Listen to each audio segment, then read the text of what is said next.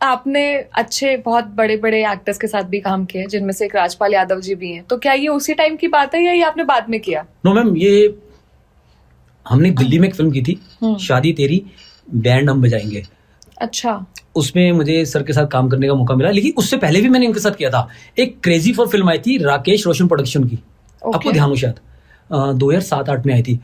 तो वहाँ मुझे एक सर मिले थे, उन्होंने मेरा एक ऑडिशन लिया, उनको बहुत अच्छा लगा, तो उन्होंने बोला तेरा 2 दिन का काम है।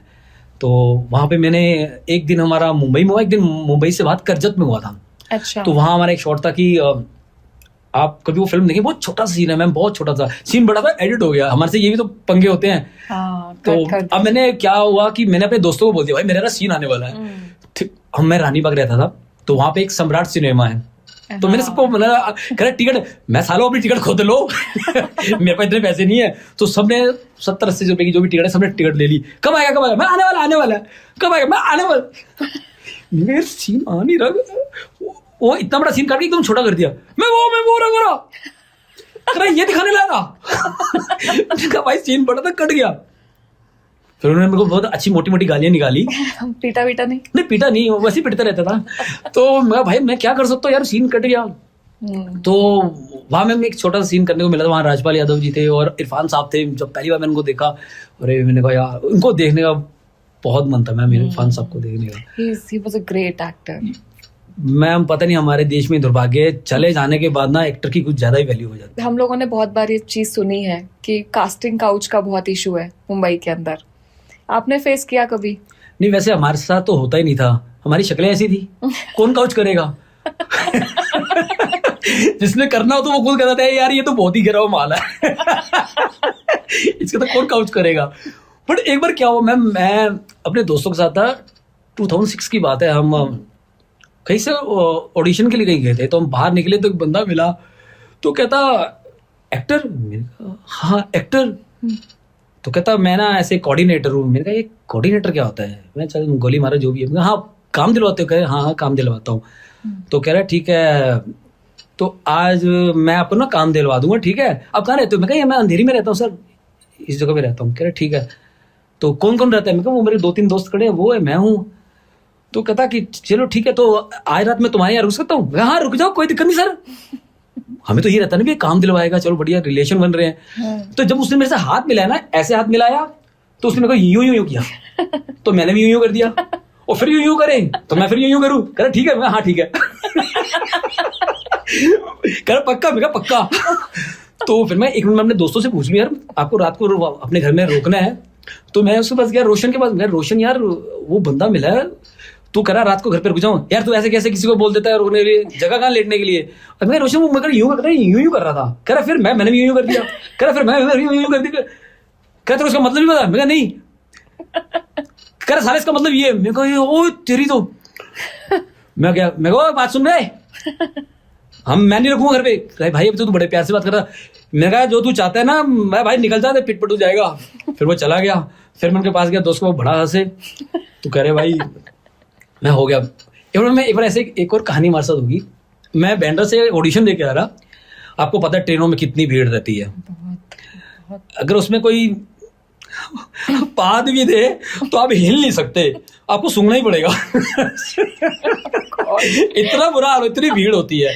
तो मैं मेरा यूं एंगल से यूं, तो इतनी देर में किसी ने मेरे हाथ के ऊपर यूं हाथ रखा, वो हाथ यूं नीचे जा रहा है, मेरे को महसूस तो हो रहा है हाथ नीचे जा रहा है, और नीचे जा रहा है, और नीचे जा रहा है, और नीचे जा रहा है। मैं देख नहीं, मेरा गर्दन मुड़ रही है कहाँ में तो वो महान है कौन जिसका हाथ नीचे जा रहा है। तो मैंने बोला मैं क्या है, कौन सा स्टेशन है? मैं कहा अंधा है, दिख नहीं रहा, पढ़ने कौन सा आया हुआ है? तो इतनी देर फिर वो दोस्त वाला कह रहा भाई ये तो वो था। मैंने कहा भाई हम जैसे बंदों को भी देख लेते हैं, हम तो इतने गए गुजरे हैं हमें किसको इंटरेस्ट आ सकता है। तो एक बार ऐसा हादसा हुआ।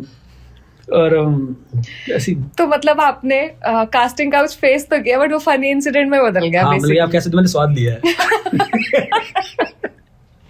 Okay, but on a serious note, ये प्रॉब्लम जो है ये बहुत बड़ी प्रॉब्लम सामने आती है हमेशा। तो आपके सामने भी कभी किसी और के साथ ऐसा कुछ फेस होते हुए नहीं देखा आपने?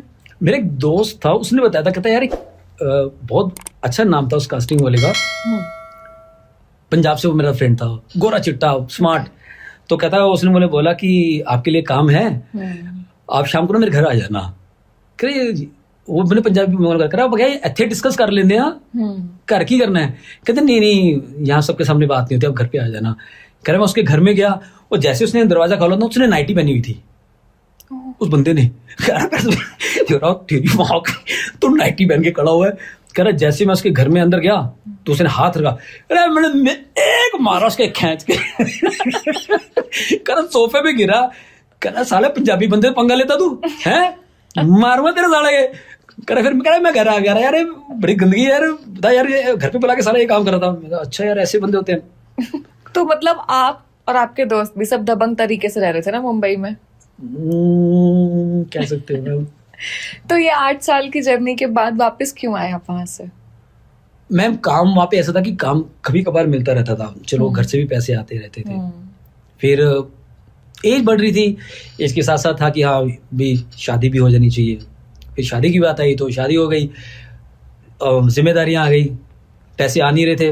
अब पैसे आते तो वहाँ रुकते, अब यहाँ भी देखना उधर भी देखना है, तो वापस आना पड़ गया। फिर मेरे पास कोई ऑप्शन नहीं बचा था यार, क्या करें, अब फैमिली भी देखनी है। तो मुझे तो लगता था कि हाँ यार बस स्टोरी यहाँ पे अपनी खत्म होती है। मैं वैसे बात कर रहा हूँ, मैं क्या कहता है, मैं यार वहाँ पे मुंबा देवी बहुत मानते हैं मुंबई में। तो मैंने कहा क्यों भेज रहे हो यार मुझे, यार मुझे नहीं वापस जाना, मुझे रोक लो यार, मुझे वापस जाना। अमिताभ को रोकने आ गए थे, हमें भी कोई रोकने आ जाए। कोई नहीं आया यार, ट्रेन दिल्ली पहुंच गई, फिल्मी स्टोरी यहाँ नहीं चली। दिल्ली पहुंच गया मैं।